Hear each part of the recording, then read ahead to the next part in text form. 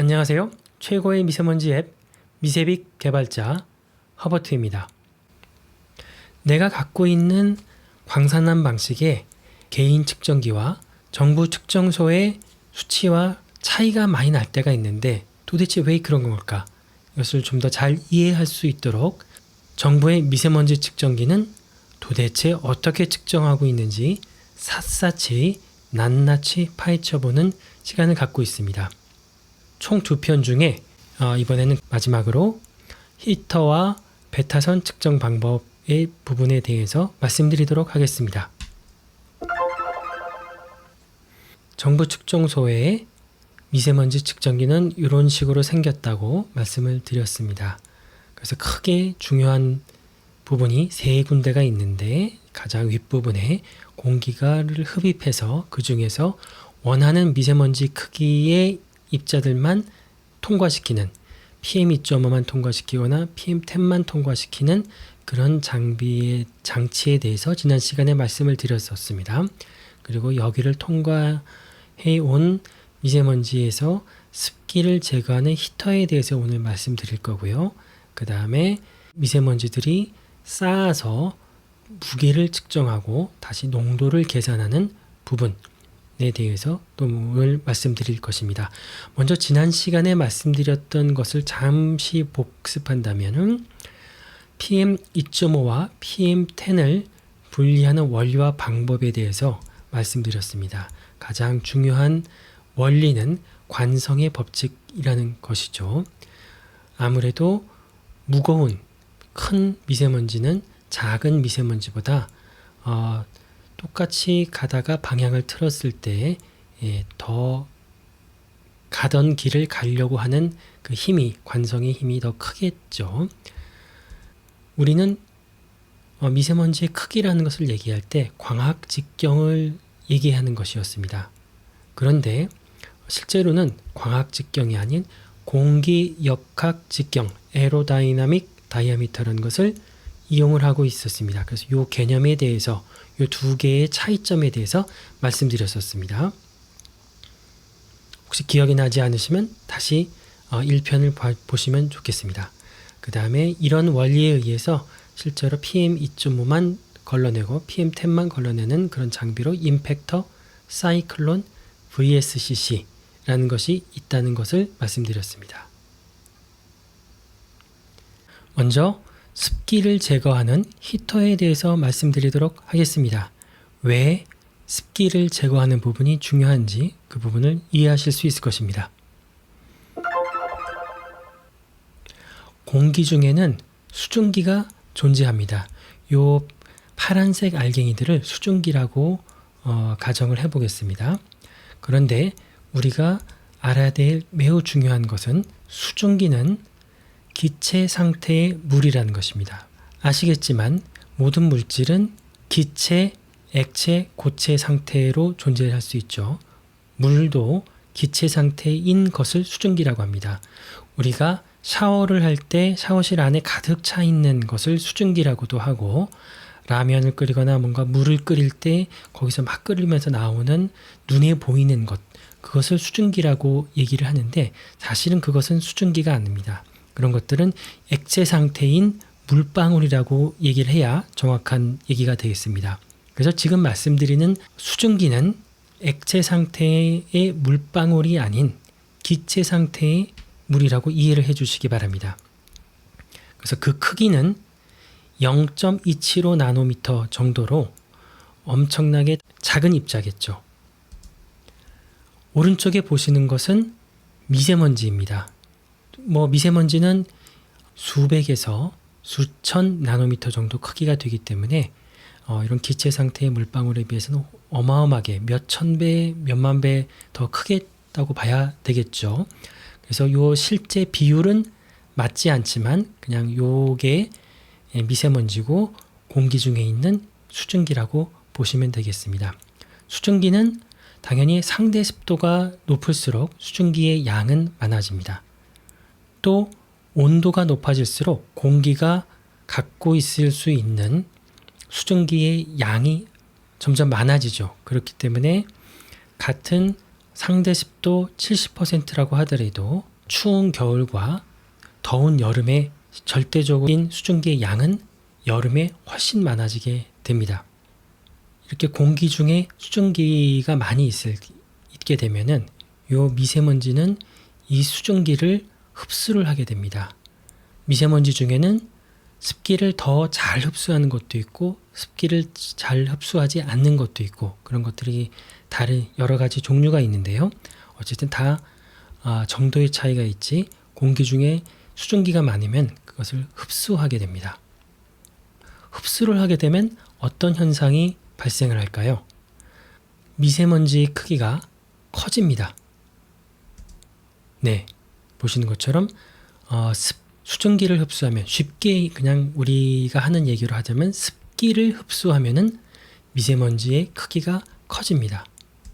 또 무거워집니다. 정부 측정소에서는 미세먼지의 크기가 커지는 것은 사실 별 관계가 없고요. 미세먼지가 습기를 흡수한 것으로 인해서 아주 조금 무게가 무거워졌을 것의 그 영향을 줄이기 위해서 이 흡수한 습기를 제거를 할 필요성이 있습니다. 광산난 측정기의 경우는 수증기를 흡수해서 미세먼지가 크기가 부풀려졌는데 이것을 그대로 미세먼지의 크기로 보고 계산을 하게 되기 때문에 실제 미세먼지의 무게보다 더 무겁게 계산을 하고 결국 농도가 더 많이 부풀려질 수가 있게 되는 것입니다. 그래서 미세먼지가 흡수한 이 습기를 제거해 줄 필요성이 있습니다. 정확하게 측정하려면. 다음으로 안개가 발생하거나 하면은 대기 중에 물방울이 존재합니다. 네, 이게 미세먼지고 이렇게 작은 물방울들이 있게 되겠죠. 이런 물방울은 측정되지 않아야 하겠죠. 네, 그래서 이런 것들은 역시 제거를 해줘야 합니다. 광산난 측정기에서는 이 녀석들을 요 녀석과 요 진짜 미세먼지와 이거를 구분하지 못하고 다 측정을 하게 됩니다. 정부 측정소라 하더라도 이런 물방울들을 제거하지 못하고 그대로 흡수하게 되면은 이 물방울들의 무게가 어느 정도 또 반영이 될 수가 있겠죠. 습기를 흡수한 미세먼지 그리고 그냥 물방울들이 히터를 통과하게 되면은 미세먼지 안에 있는 습기가 증발해 버리게 될 것이고 또 물방울도 증발을 하게 됩니다. 그래서 결과적으로 히터를 통과하면은 미세먼지만 이렇게 남게 됩니다. 이런 것들이 증발해서 기체 상태가 된 수증기 입자들이 있겠지만 이런 녀석들은 모두 공기와 함께 다 통과가 되기 때문에 농도를 측정하는데 영향을 미치지 않게 되겠죠. 그래서 습기와 물방울을 모두 없애주는 히터가 굉장히 중요합니다. 이 히터가 없다면은 정부 측정소에서도 좀 더 오차가 많이 발생을 할 수 있을 것입니다. 심지어 우리가 사용하는 광산난 측정기는 히터가 없고 게다가 이런 물방울을 미세먼지와 구분조차 또 못하게 되기 때문에 더욱더 그 오차는 커질 수가 있는 것이죠. 바로 이 부분 습기를 제거하는 히터 왜 이게 중요하고 꼭 필요한지 말씀드렸습니다. 자, 그러면은 여기를 통과해서 이제 습기가 제거된 미세먼지가 도착하는 이 베타선 측정 장비 맨 밑에 있는 이 부분에 대해서 말씀드리도록 하겠습니다. 베타선 측정이라는 것은 베타 어테뉴에이션 모니터링이라고 합니다. BAM 약자로 이렇게 쓰기도 하고요. 우리나라 말로는 베타선 감쇄 모니터링이라고 합니다. 측정하는 가장 핵심적인 원리는 베타선이 어떤 물질을 통과하면서 얼마나 감소하였는가를 통해서 그 물질의 무게를 알아낼 수 있다는 것입니다. 아시는 분도 있겠지만 이 방사선에는 알파선, 베타선, 감마선 이렇게 세 가지 종류가 있다고 합니다. 그 중에서 요 베타선을 이용하기 때문에 베타선 장비, 베타선 측정 방식 이렇게 얘기를 하는 것이고요. 어떤 물체가 있다고 하면은 여기에 베타선을 쬐어줍니다. 베타선을 쬐어주면은 이것이 통과하는 것도 있고 통과하지 못하고 물체에 흡수되는 것도 있습니다. 물체가 무거울수록 베타선이 덜 통과한다고 합니다. 그래서 베타선이 고체 물질을 통과하여 감쇄하는 양이 고체 물질의 질량에 지수적으로 비례한다 라고 하는 법칙이 있습니다. 바로 보거 램버트 비어 로라고 하는 것입니다. 바로 이 법칙에 의거해서 측정하는 방식이 베타선 측정 방식인 것이죠. 좀 더 설명을 드리자면 왼쪽에 어떤 물체가 있고 오른쪽에 가만 보면 조금 더 두꺼운 물체가 있습니다. 이 녀석이 더 무거운 것입니다. 똑같이 양쪽에 베타선을 똑같은 양을 쬐어줍니다. 그러면은 왼쪽에는 베타 입자 14개를 썼는데 8개가 통과하게 됩니다. 오른쪽 좀 더 무거운 물체에 똑같은 베타 입자 14개를 썼는데 이 경우에는 5개만 통과하게 됩니다. 오른쪽에 있는 물체가 더 무겁다는 것을 알 수 있게 되는 것이죠. 보거 램버트 비어 로라고 하는 것은 물체가 무거울수록 베타선을 많이 흡수한다. 다르게 얘기하면 물체가 무거울수록 통과된 베타 입자 수가 적다. 그런데 물체의 여러 가지 다양한 특징에 따라서 영향을 받는 거 아닌가? 그런 생각을 가지실 수가 있습니다. 네. 일단 첫 번째, 밀도가 있겠습니다. 물체는 밀도가 낮을 수도 있고 밀도가 높을 수도 있겠죠. 혹시 그런 거에 이 영향을 받지 않겠는가? 받지 않는다고 합니다. 밀도가 낮든 밀도가 높든 그 물체의 무게만 비례해서 베타선을 흡수한다고 합니다. 물체의 화학적 특징이 또 있을 수 있겠죠. 산성이냐 알카리성이냐부터 시작을 해서 다양한 화학적 특징이 있을 수 있는데 그런 화학적 특징에도 영향이 없습니다. 이 화학적 특징이 사실 중요한 것은 미세먼지의 성분은 굉장히 다양하기 때문인데요. 이런 미세먼지의 성분이 어느 날은 황산염이 많을 수도 있고 어느 날은 질산염이 많을 수도 있고 여러 가지 다를 텐데 그런 거에 영향을 받지 않는다는 것이죠. 광학적 특징에 영향 없습니다. 모양이 길쭉하든 모양이 아주 동그랗든 모양이 사각형 정육면체든 별 모양이든 타원형이든 어떤 모양이 되든 영향이 없다는 것입니다. 전기적 특징에도 영향을 받지 않는다는 것입니다.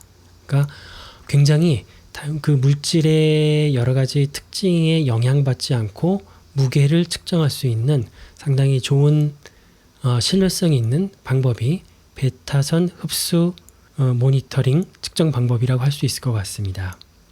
왜 베타선 측정이라고 하는지, 왜 방사선 중에 베타선을 선택하였는지 그에 대해서 좀 더 이해를 하셨으리라고 생각합니다. 그러면 그 베타선이라는 것을 이용해서 실제 기계, 장치는 어떻게 동작하고 있는지 그런 부분을 알아보도록 하죠. 네, 사진은 은평구에 있는 수도권 집중 측정소에 있는 매드원이라는 장비의 BAM1020의 모습입니다. 이 부분이 히터이고요. 여기서 내려오면은 이 베타선 측정 장비가 에서 농도를 측정하게 되는데요. 이 앞에 있는 뚜껑을 이제 열게 되면은 내부는 이렇게 생겼습니다. 녹음기처럼 이런 테이프가 있는 것을 보실 수가 있습니다. 이 테이프가 기체는 통과시키고 미세먼지만 여기에 쌓이게 만드는 그런 역할을 하는 필터 역할을 하는 테이프입니다. 좀 더 도식화된 그림으로 보면은 이쪽에 있는 깨끗한 테이프이 요 베타선 측정 장치를 자꾸 흘러서 이쪽으로 가서 여기는 이제 더러워진 테이프들이 쌓이겠죠. 매 시간 0분이 되면은 요 깨끗한 부분의 테이프이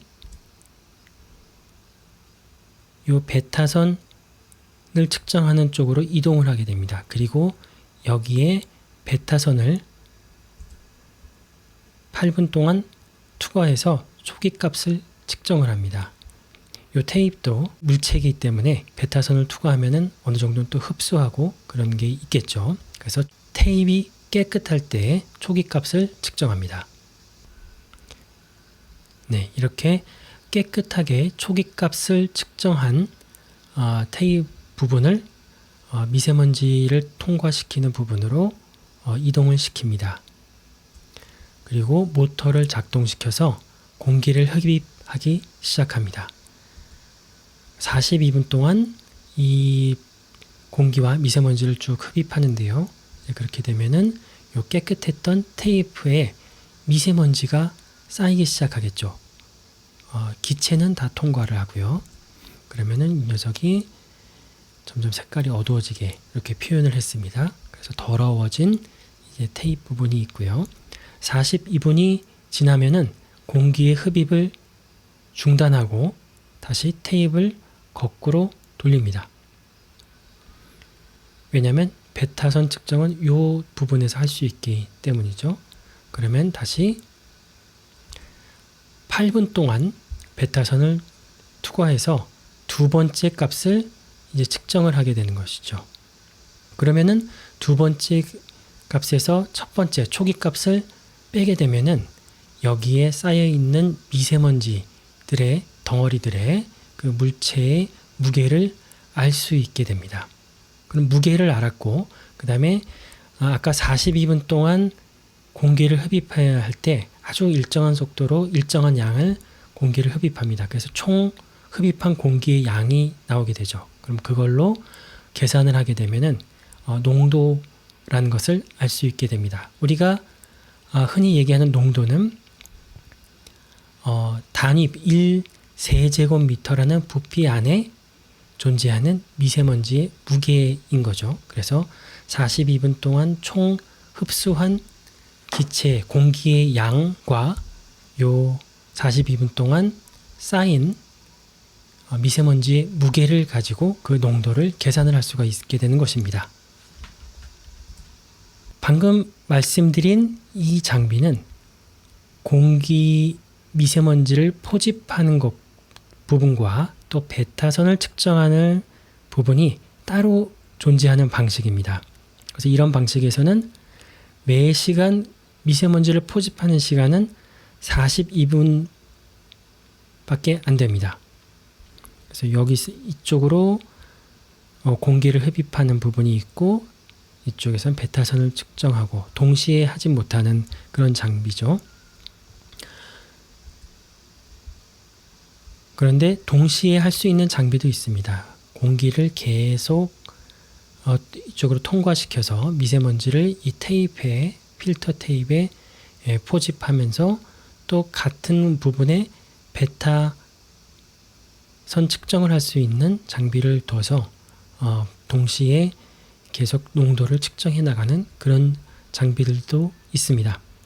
그런데 전문가에게 문의를 해보니 아주 정확하게 측정하기 위해서는 미세먼지를 포집하는 부분과 베타선 측정을 하는 부분이 따로 있는 게 좀 더 정확하다고도 하고요. 또 포집과 베타선 측정을 동시에 하는 장치라 하더라도 매 시간 초의 초기값과 매 시간이 끝나는 지점에 그 농도 무게를 가지고 농도를 계산하는 것이 더 정확하다고 합니다. 1분 또는 5분마다 계속 농도 값이 나올 수는 있지만 그 값은 그렇게 신뢰성이 높지 않다고 합니다. 사실 이런 장비에서 1시간이 아닌 30분마다 농도가 나오게 된다고 하면 굉장히 좋긴 할 텐데 아직은 그 부분에 대해서 전문가들은 국민에게 발표할 수 있을 만큼 신뢰성이 있지 않다. 정확도가 높지 않다라고 생각하시는 것 같습니다. 두 번에 걸쳐서 이 정부 측정 소요의 측정기의 측정 원리에 대해서, 측정 방법에 대해서 깊게 낱낱이 살펴봤습니다.